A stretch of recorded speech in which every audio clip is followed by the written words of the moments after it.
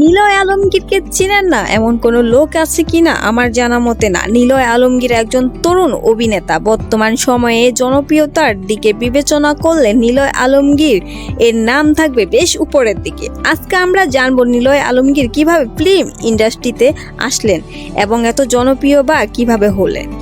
এই অভিনেতার আসল নাম আলমগীর হোসাইন নিলয়, তবে দর্শক তাকে চিনেন নিলয় আলমগীর নামে। নিলয় 14 আগস্ট 1984 সালে ঢাকা অন্তর্বর্তী সাভার জেলায় জন্মগ্রহণ করেন।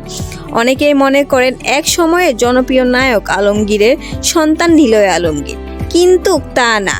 তিনি একজন সাধারণ পরিবারের সন্তান। তার বাবার নাম আওলাদার হোসাইন, মায়ের নাম আসমা হোসাইন। বিবাহিত জীবনে তিনি দুটি বিবাহ করেন। 7 জানুয়ারি 2016 এক সময়ের সহকর্মী মডেল অভিনেত্রী আনিকা কবির শখকে বিয়ে করেন। তাদের সেই বিয়ে বেশি দিন টিকে নাই।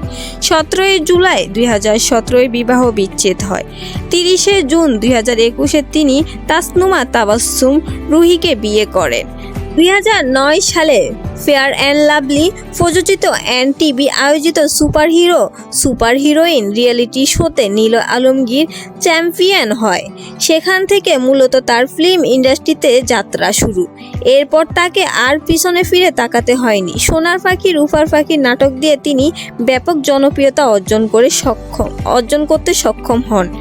এখনও তিনি তার ফর্ম ধরে রেখেছেন। 2011-2014 সালে তার দুটি চলচ্চিত্র রিলিজ হয়।